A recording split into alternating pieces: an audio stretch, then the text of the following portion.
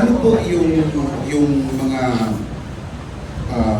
bagay na hindi nyo nagustuhan sa pamumuno ng Administrasyong Marcos Jr. na naging mitya o hudyat para kumalas kayo sa inyong loyalty sa kanila at ngayon nasa VP Sara na po kayo na ang loyalty po ninyo at kay VP Sara Duterte? Maraming salamat sa tanong mo, kaibigan. Napakaganda. Unang-una, base sa ating karanasan ng pamamahalang Duterte at pamamahalang Marcos, malayong-malayo po at napakalaki ng pagkakaiba.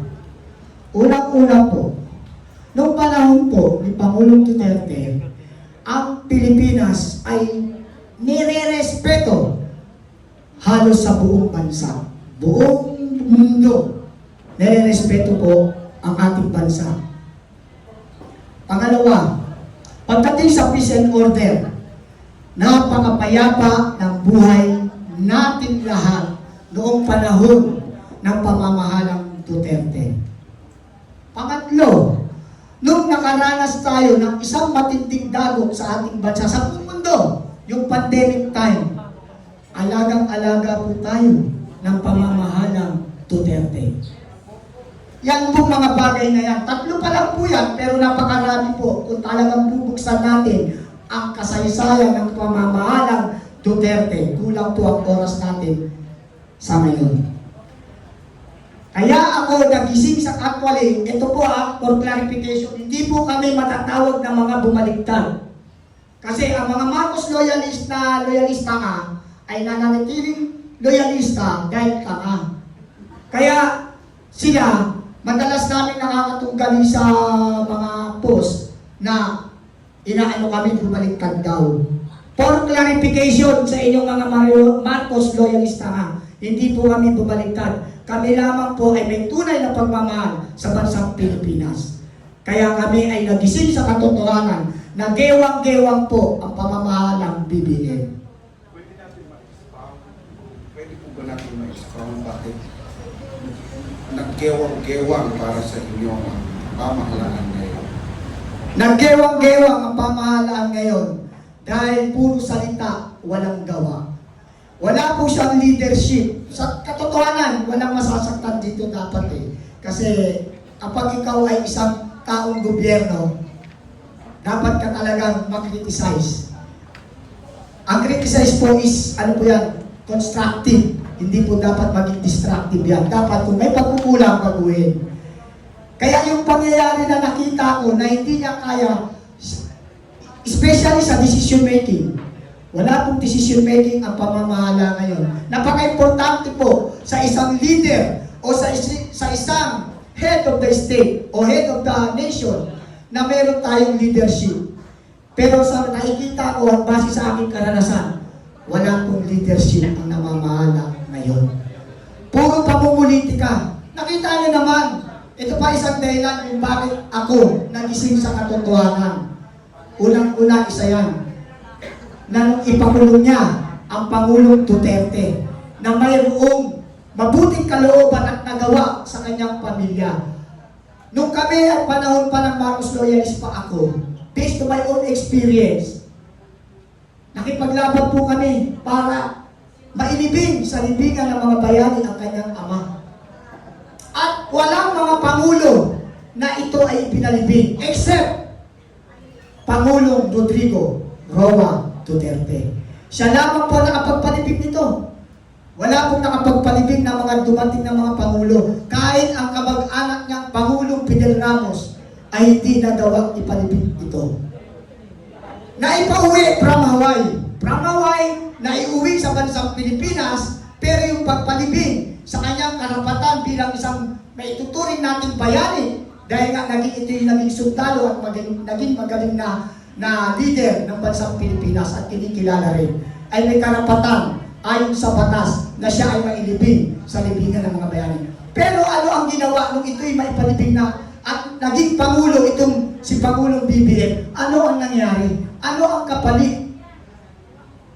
mag-connivance sa mga ICC o sa Netherlands para makidnap ang ating mabuting leader na Pangulong Rodrigo Roa Duterte. Yan ang isang dahilan din. At may isa pang dahilan dahil ako ay OFW, ex-OFW na.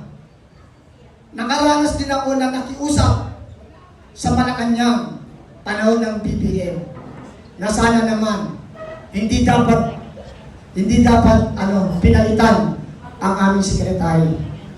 Dahil itong Republic Act 11641, Department of Migrant, ay ang Pangulong Duterte ang nagkaloob nito sa mga OFW.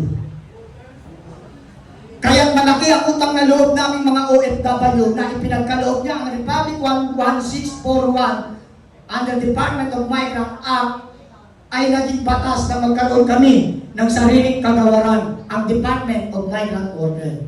Pero hindi ako pinakinggan.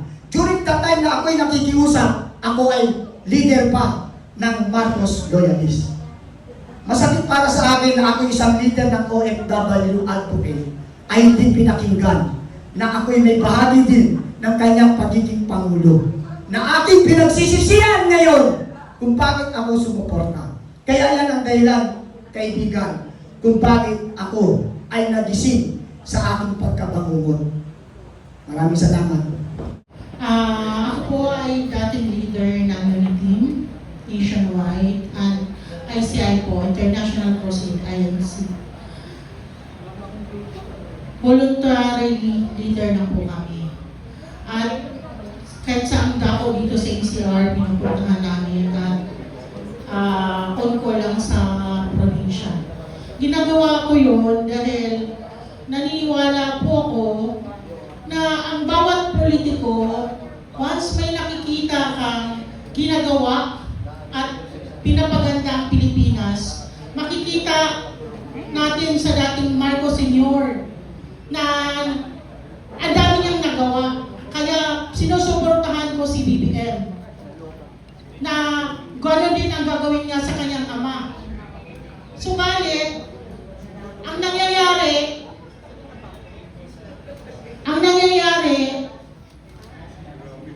hindi pala kaya niya gagawin ang nangyayari, ang ginagawa ng kanyang ama.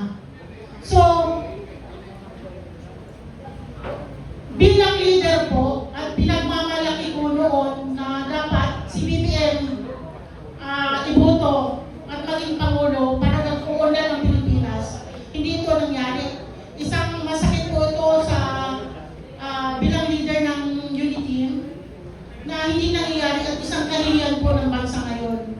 So dapat, nandito ako ngayon para ipakita na isa din ako sa nagising, sa sumusuporta mula pa sa kanyang ina bilang Friends of Imelda Marcos.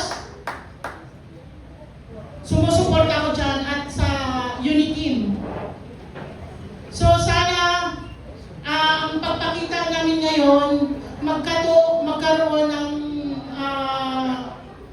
pagising sa madla na ang bansa natin ngayon, para walang direktiba at walang timon, wala pong patutunguhan.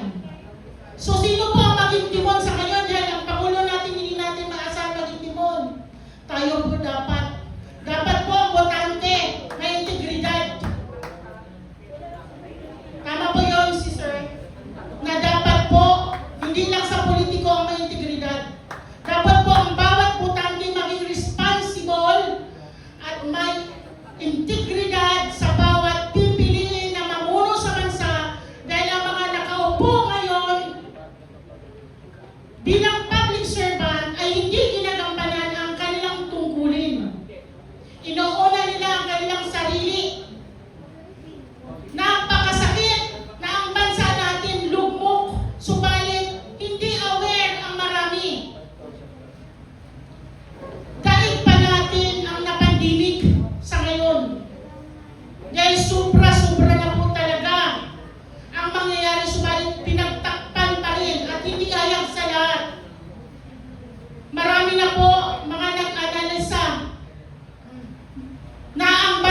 natin, ganito na ang nangyayari. Subalit, marami pa po hindi aware. So itong declaration namin to support Bibi Sara Duterte at Chavit Singson. Ito lang po